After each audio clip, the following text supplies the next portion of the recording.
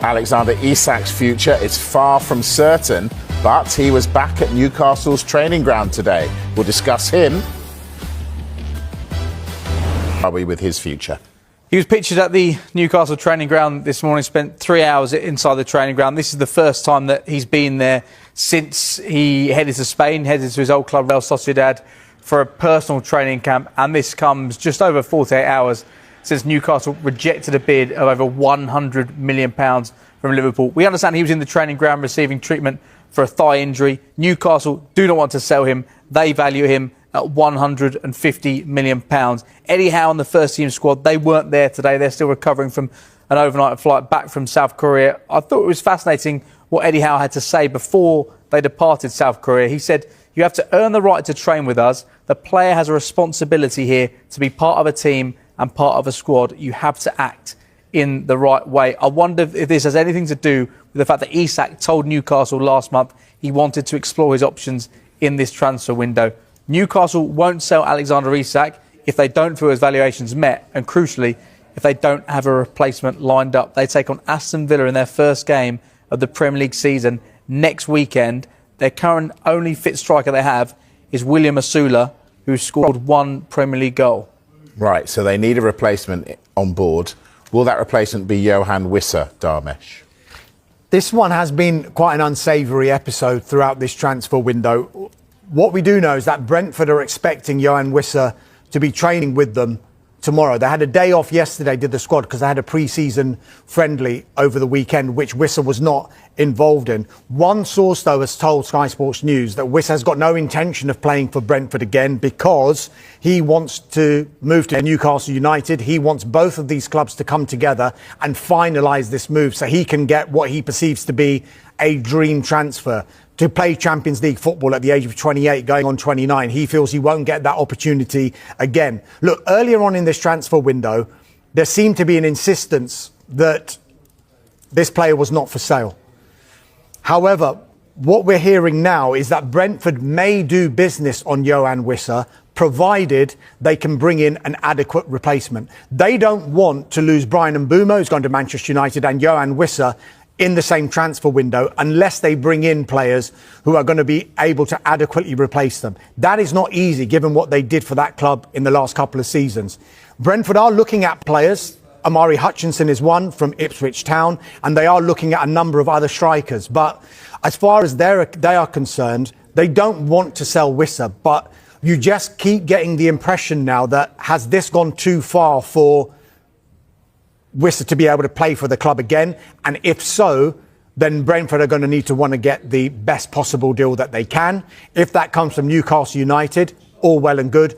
Newcastle get the man they want, Wissa gets the move he wants, and then Brentford, for their whole role in this, will hopefully, for their sake, get the transfer fee that they want to be able to reinvest that, to be able to get that adequate replacement that they'd be after. But James, if Isak leaves Newcastle and Wissa goes to Newcastle, Newcastle still needs someone else, surely?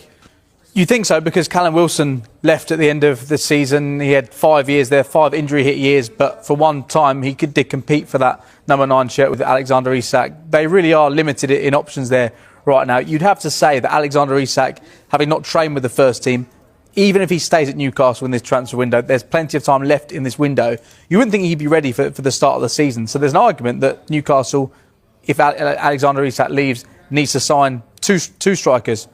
Even if he stays, they probably need to sign at least one, you'd say. And Johan Wissa is one that makes sense when you consider what he's done over the course of the last few seasons at Brentford. They're in a really difficult spot, Newcastle, right now, because there's a huge amount of enthusiasm about being back in the Champions League. They had a number of very lean transfer windows where they had to be very quiet when it came to incomings to fit within PSR. Last summer, they did things they didn't want to do to fit within PSR and avoid breaching Premier League rules. Elliot Anderson, the homegrown talent, they were desperate not to sell him. They let him go. Yankuba Minteh, they were so excited about him playing in a Newcastle shirt. He didn't even play for Newcastle. He went to Brighton in the end, having not featured for the club, having been on loan with Arne Slot at final the season before.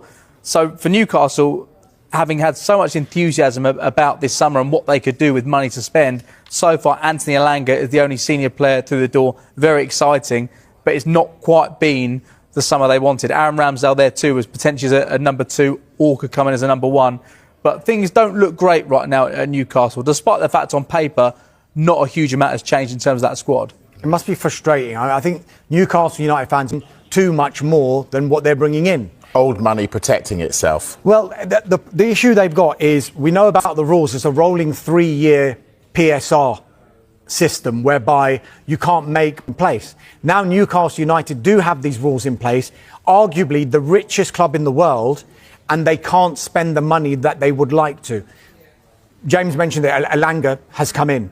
Great signing, but they were wanting to bring in, spending in excess of 100 to 200 million pounds in this transfer window, which they can so easily do, but because of the rules, they can't. So what they have to do is do it organically, and that's what they're trying to do. Shirt sponsorship deals, marketing, increase revenue, trying to qualify for the Champions League every season. They are in the Champions League this season, so they will feel the benefit of that. But if they can't continue to bring in the players that they want to be able to maintain that place in the top 4 or the top 5, then they might drop out of the Champions League in future years, and then that source of revenue is gone. So it's going to be difficult for them to do, but there is a way for them to do it, is to increase that revenue, which historically the other clubs have managed to do. If you look at way before Manchester City and Chelsea and the likes of Manchester United, Arsenal and Liverpool, they went and got their global reach with hundreds of thousands of fans from all over the world. That's why they managed to. But then the rules changed. But then changed the rule. That's what I mean about old money taking care of itself. That's Newcastle United. That's the route they have to take at this moment in time while these rules are in place. Yeah. All right. I'm glad you mentioned Liverpool there, because I posed the question at the top of the programme. Darwin Núñez, you told us earlier he'd scored this evening. Is that going to be his last goal for the club? Potentially. What's actually fascinating as well, Liverpool have released their team. They're playing at 8 o'clock as well. There's 2 friendlies taking place against Athletic Club. They won the first one 4-1. Darwin Núñez scored within the first few minutes. They've named the team for the second match, and it's very clear looking at this is going to be very close to Liverpool's starting 11 for the start of the season. They take on Crystal Palace on Sunday in the Community Shield, and then Bournemouth live on Sky Sports next Friday. And Hugo Ekitike looks like he's going to be the striker for that first match. Darwin Núñez clearly already is a second choice striker at Liverpool. There's been interest from Italy. We now understand AC Milan have made initial contact with Liverpool around the signing of Darwin Núñez. They're trying to sign him. Contact has now been made between the clubs, yet to make an offer. There are other interested clubs, including Al Hilal from Saudi Arabia. We've been reporting since the start of the window that Núñez's preference would be to move to Spain or Europe rather than move further afield to somewhere like the Saudi Pro League. Al Hilal haven't made a bid yet. They're monitoring the situation. He's still got 3 years left on his contract, and when he signed 2 years ago, it was a deal that could rise to £85 million. Liverpool have done very well over the course of the last 18 months in terms of selling players for very high fees, making profits on players. Darwin Núñez is a player who you'd think more likely than not they're going to make a loss on. If they're trying to sign Alexander Isak in this window as well, I think it shows you where Arne Slot sees Darwin Núñez. Yeah, it does indeed. All right.